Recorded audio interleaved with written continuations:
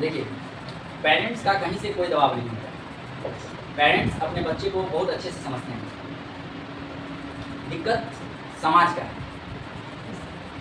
समाज के डर से पेरेंट्स कोई भी फैसला लेते हैं, या समाज के दबाव से पेरेंट्स फैसला लेते हैं। नहीं तो किसका बड़ा सपना नहीं होता है। कौन नहीं चाहता है कि हमारा बेटा एक्टर हो, कौन नहीं चाहता हमारा बेटा क्रिकेटर हो, ऐसा कुछ हो जो वर्ल्ड वाइड ना हो। लेकिन फिर भी हम जिस सोसाइटी में रहते हैं उस सोसाइटी का मापक जो है, मापक समझते हैं? मापक मतलब मान्यता देने वाला, एक मापने वाला, पैरामीटर जिसको आप कह सकते हैं।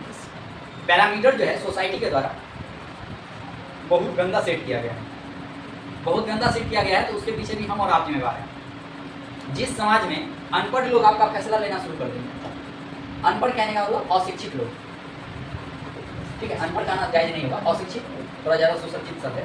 अशिक्षित कहने का मतलब जिसके अंदर शिक्षा का अभाव। जरूरी नहीं है शिक्षा हासिल करने के लिए आप पढ़े लिखे हैं, ठीक है, अनुभव से भी शिक्षित हो जाते हैं लोग, ठीक है। तो एक्चुअली में होता क्या है कि जब पैरामीटर अशिक्षित लोग के द्वारा सेट किया जाता है और जो शिक्षित होते हैं वो बोलना बंद कर दें, किसी घर में बच्चे बोलने लगे और पेरेंट्स बोलना बंद कर दें, तो उस घर का विनाश शुरू हो जाता है। ठीक इसी तरह से क्या है कि आप सोसाइटी का जो मापक टर्म देखिएगा, इसमें आप समझिएगा कि सोसाइटी का जो मापक है ना, अगर मान लीजिए इसकी दो कैटेगरी बनाया जाए कि जनरली मापक जो होता है या डिस्कशन जो होता है वो दो कैटेगरी का होता है, लड़का और लड़की। तो लड़की अच्छी है, इसका मापकता क्या है? अच्छी नहीं, गोरी होनी चाहिए। ये क्या है मापक है? अच्छा, सुंदर कहने का मतलब क्या है? तो लड़की गोरी होनी चाहिए, जबकि सुंदरता का असली शब्द तो ये है ही नहीं, इसका अर्थ तो ये है ही नहीं। अच्छा, लड़का अच्छा है, बुद्धिमत्ता है लड़के के पास, लड़का बुद्धिमान है, ये टर्म कब लगता है? लड़का क्या, जब लड़का के पास क्या हो? सरकारी नौकरी हो। हाँ, ये आप सोसाइटी में रहिए, आपको समझ में आएगा। जिसके पास सरकारी नौकरी नहीं है उसकी वैल्यू कितनी है? ऐसा है। अब सुन लीजिए, सरकारी नौकरी सबसे ज्यादा किसके पास? कौन से क्लास के पास? मिडिल क्लास के पास। सबसे ज्यादा नौकरी किसके पास? मिडिल क्लास सेक्शन के पास। और सही मायने में सबसे ज्यादा परेशान भी कौन है? मिडिल क्लास का। क्योंकि इनको ये लगता है ना कि सरकारी नौकरी हो गया तो सब कुछ हो गया। अच्छा, सबसे ज्यादा सुसाइड रेट कहाँ है? मिडिल क्लास के पास।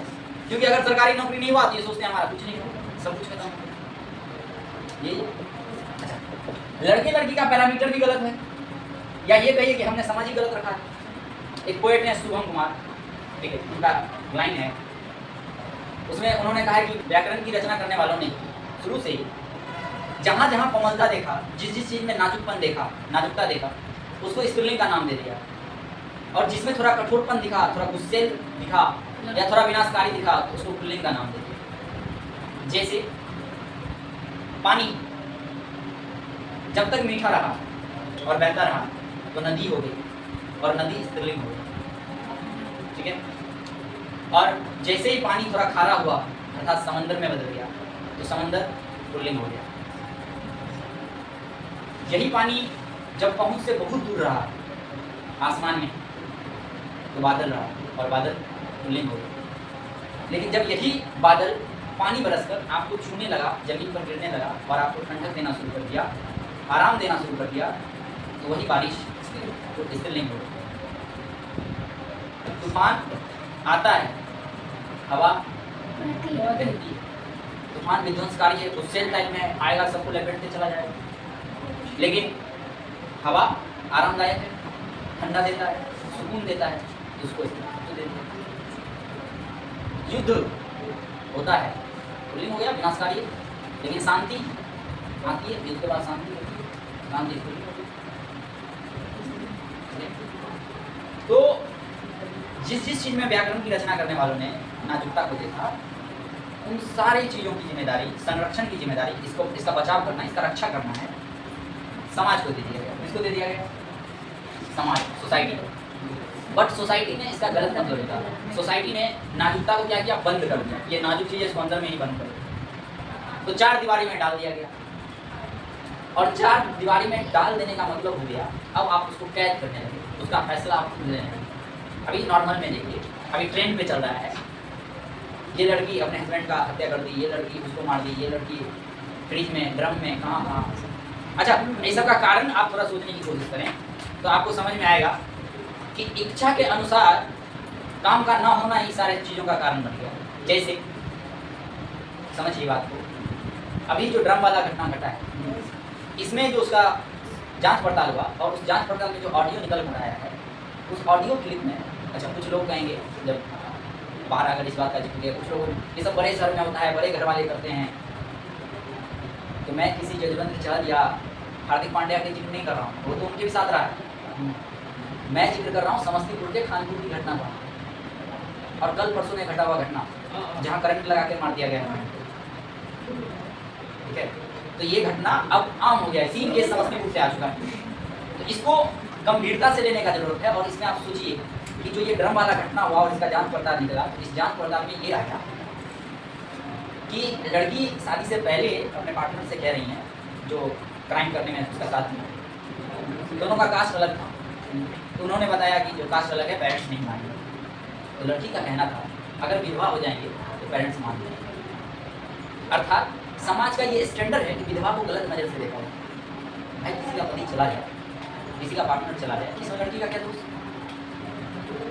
समझ में आ रहा? तो सामाजिक कुरीतियाँ से क्या होता है ना, मेंटल हेल्थ बिगड़ता है, और जब मेंटल हेल्थ बिगड़ता है तो आदमी कुछ भी करने को तैयार हो जाता है। तो यहाँ पर क्या हुआ कि वो पहले से सोच रखी थी कि अगर हम विधवा हो गए तो कोई शादी करना नहीं चाहेगा, गाँव समाज मानेगा नहीं, इन भावना से हमको देखेगा, उससे अच्छा है पापा को मना लेंगे कि पापा जब कोई हाथ नहीं पकड़ रहा है उसी के साथ पकड़वा देंगे, फिर हम दोनों एक हो जाएंगे। ये उसका लॉजिक है। ठीक है, अच्छा ये बाकायदा डाला हुआ है यूट्यूब पर, ऐसा नहीं कि हम अपने तथ्य को प्रूव करने के लिए आपको समझाते हैं। और जब कभी भी आप कुछ अच्छा करने का कोशिश कीजिएगा तो लोग आपका बुराई करेंगे, आपका टांग खींचेंगे। जैसे ही आपका टांग खींचना शुरू हो गया, आपके साथ मारपीट शुरू हो गया, घर वाले भी आपको तंग करेंगे, आपको पता नहीं है। हर कोई सिर्फ ऊपर से चाहते हैं कि हमारा बेटा ईमानदार हो, हमारा बेटा शिक्षित हो, हमारा बेटा ये हो, IAS हो, ऐसा कुछ नहीं है। IAS बनना हो, कुछ करना हो तो आपको शुरू में क्या कहा जाता है, मार के किताब पढ़ो, किताब पढ़ो। ठीक है, जब आपको किताब पढ़ना आ जाता है तो किताब में पढ़े हुए चीज़ को जब आप अपने जीवन में उतारना शुरू करते हैं तो सबसे पहले प्रॉब्लम कहाँ होता है आपके लिए? लाख समझाया जाता है धर्म को देखकर, जाति को देखकर वोट मत देना, लेकिन जब आप वोट डालने जाते हैं तो आप क्या देखते हैं? पूछिए अपने आप से। पेरेंट्स की बात कर रहे हैं हम, आपको नंबर मिलता है किस पर? जो बात अच्छा होता है, अच्छे बात जब आप लिखते हैं कि घूस नहीं लेना चाहिए, जातिवादी नहीं करना चाहिए, हाँ, इन सारे टर्म से आपको नंबर मिला है, अब आप IAS बनिएगा। लेकिन असल जीवन में क्या उसको आप फॉलो कर सकते हैं? फॉलो करना शुरू कीजिएगा ना तो सबसे पहले आपको कौन बैन करेगा? आपका फैमिली। इस वजह से मिडिल क्लास में है, अपर क्लास में ये सब सिस्टम नहीं है। शाहरुख खान गौरी खान से शादी नहीं किया, गौरी से शादी किया, गौरी खान बाद में बन गई, इसमें का टाइटल लगा। हाँ, समझ आ रहा है मेरा बात? मेरे कहने का मतलब हो गया कि जो आप पढ़ते हैं उसको जीवन में उतारिए। थोड़े बहुत दुश्मन आपके बनेंगे, हो सकते हैं आपके घर वाले भी आपके दुश्मन बन जाएंगे, हाँ, लेकिन वो तब तक आपके दुश्मन रहेंगे। अच्छा, वो दुश्मन होते नहीं है घर वाले, वो सोसाइटी के डर से आपके दुश्मन होते हैं, क्योंकि सोसाइटी उस पर ताना मारेगा। बट जिस दिन आप इस वास्तविकता को जान जाइएगा, बात को समझिए, बाहर के लोगों के पास ज़्यादा कम रिसोर्स में ज़्यादा उन्नति क्यों है? डेवलप्ड कंट्री है ना, अगल बगल में आपके पास विकसित है ना, हम लोग विकासशील हैं, क्यों? उसके पीछे यही रीजन है। आप अभी पढ़े V = U + AT, आपने क्या पढ़ा? V = U + AT, equation of motion है ना ये। हाँ, अब ये इक्वेशन ऑफ मोशन आप तभी इस्तेमाल कीजिएगा जब इक्वेशन ऑफ मोशन का क्वेश्चन आपके सामने आएगा, आपको परीक्षा में मार्क्स लाना होगा। बाद बाकी आपको चलते फिरते इस टर्म से कोई लेना देना है? लेकिन जिस दिन इस टर्म से आपको लेना देना हो जाएगा, ये बात नहीं पता है किस दिन मेहरान, किस दिन रेहान, किस दिन ऋषभ, कोई भी इसमें से एक विशिष्ट वाले निकल जाएंगे, उसका एक बुक चलने लगेगा। लेकिन उसके लिए इसको सोचना तो जरूरी है, जो आप पढ़े उसको उतारना तो जरूरी है। तो हो सकता है 2 तरह का मौत होता है, जन्म लेने वक्त कोई किसी को नहीं लाता। एक तो गुमनाम मौत, मर जाओ, जैसे आए हो वैसे मरो, बात खत्म, किसी को पता नहीं चलेगा। दुनिया में तेरी बहुत मौत होता है, ठीक है, समझ में आ रहा है? पूरे वर्ल्ड की जितनी पॉपुलेशन है ना, हर एक 6 आदमी में 1 आदमी भारत का है। जितनी पॉपुलेशन है भारत की, हर प्रत्येक 6 आदमी में से 1 आदमी निकालोगे ना तो भारतीय निकलेगा। और सोच लो उतनी जनसंख्या में से कितनी मौत डेली होती होगी। लेकिन बहुत कम ऐसे लोग हैं जिनकी मौत होती है, हर एक टीवी चैनल पर उसका मौत चलता है। रतन टाटा, कोई क्वालिफिकेशंस, कोई डिग्री नहीं रहा उनके पास, नॉलेज। तो नॉलेज रट्टा मारना थोड़ी है, किताब को देख के आंसर लिख लेना, कॉपी में उतार लेना, फिर कॉपी चेक करवा लेना, टिक मारवा लेना, गुड, वेरी गुड, एक्सीलेंट, ये पढ़ाई थोड़ी है। जो आप वास्तविकता रूप में पढ़ रहे हो वो आपके नेचर में दिखना चाहिए, वो आपके फिजिक्स में नजर आना चाहिए, आपके पर्सनालिटी से झलकना चाहिए कि पढ़ा लिखा लोग है। किसी के पास जाओगे, किसी के यहाँ जाओगे तो थोड़ी पूछेगा कि V बराबर क्या होता है, डायरेक्ट क्वेश्चन आंसर पूछना थोड़ी शुरू करेगा, आपसे बातचीत करेगा, आपके व्यवहार से पता कर लेगा आप कैसे हैं नहीं। यूपीएससी सबसे टफेस्ट एग्जाम है ना, क्या जरूरी था, 2 हो जाता है ना, प्रीलिम्स हो जाता है, मेंस हो जाता है, नहीं लिया जाता इंटरव्यू। इंटरव्यू क्यों लिया जाता है? इसी को चेक करने के लिए। नॉलेज तो बहुत है, पढ़ा लिखा बहुत है, उतार दिया कॉपी पर, समझ में आ गया कि हाँ ये है। जब आपका वक्तव्य होता है ना तो ऐसा नहीं है कि आप उस समय सोच सोच के जवाब दे दीजिएगा, बात करते करते वो चीज़ निकल ही जाता है जो आपके दिमाग में होता है। तो वो जो 1 घंटे 1.5 घंटे आपके साथ नेगोशिएट करता है ना, तो जिस तरह से आप जीते हो वो वहाँ झलक जाता है 1 से 1.5 घंटे में।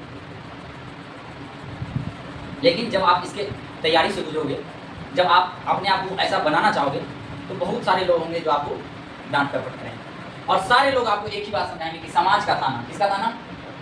समाज का ताना। तो समाज न कल आपका था, न आज आपका है, न आगे आपका है। समाज कभी नहीं चाहता है कि आप उससे आगे बढ़ जाएं, अपने पड़ोसी से आगे बढ़ जाएं। कोकरा को देखो, 10 कोकरा को रख दो एक डब्बे में तो कोई कोकरा बाहर नहीं आएगा। अगर एक कोकरा ऊपर चढ़ना भी चाहेगा तो नीचे से दूसरा कोकरा उसका पैर फंसाएगा नीचे। ये है सोसाइटी, आज का सोसाइटी। सोसाइटी के, अच्छा भगवान की बात करते हैं, सोसाइटी के कारण राम जी से कौन छीन गई? सीता जी। सोसाइटी के बाद पे तो वनवास भेज दिए। अच्छा, उनको सोसाइटी का बात क्यों मानना पड़ा? क्योंकि वो राजा थे, सोसाइटी का राजा था ना, तो प्रजा का राजा जो हुए उनको तो प्रजा का बात मानना था। आपको कौन सा प्रजा का बात मानना है? आपको कहीं का राजा नहीं। हम आपको बता रहे हैं कि राजा बना कैसे जाता है। सब आदमी वोट आपको कब देगा? जब आप सबके होंगे। अपनी जाति का होकर क्या करें?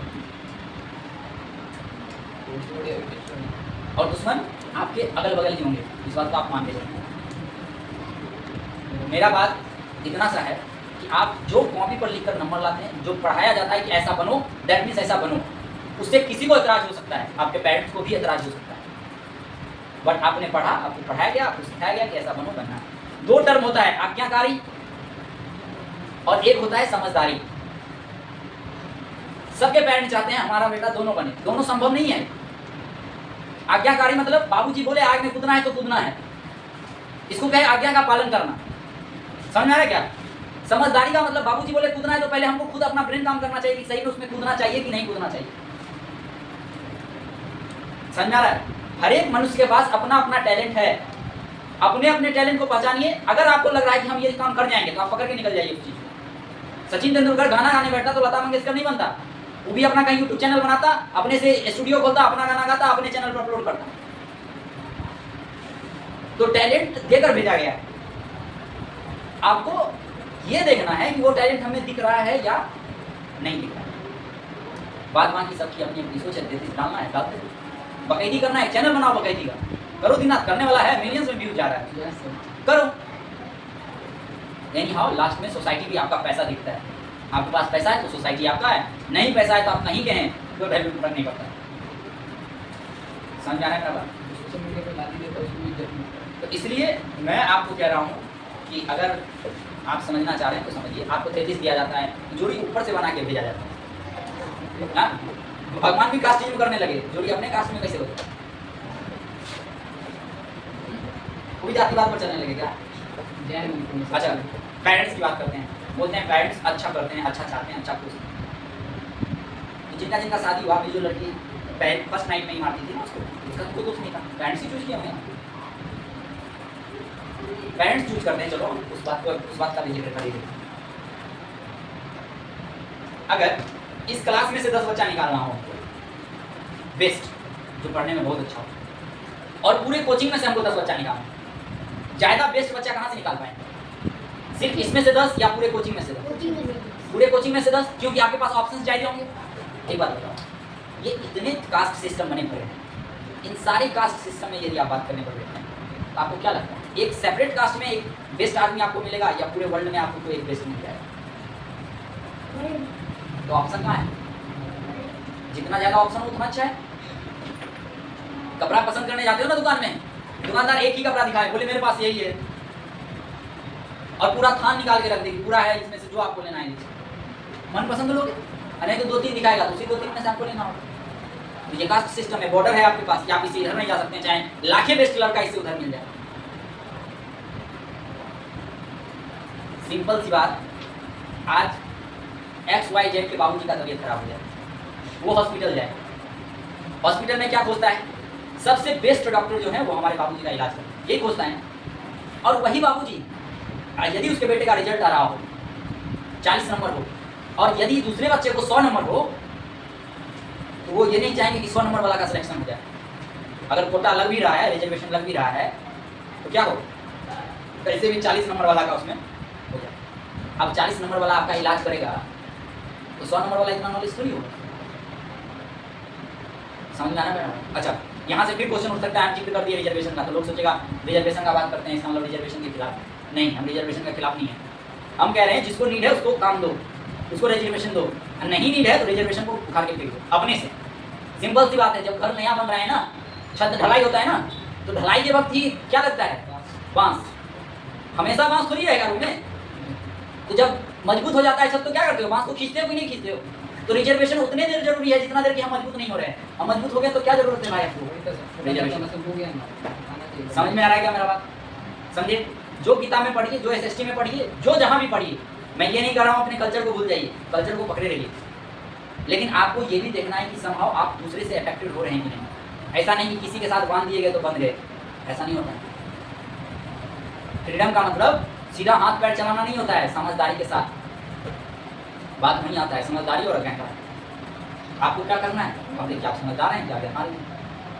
समझ आएगा? चलिए, धन्यवाद।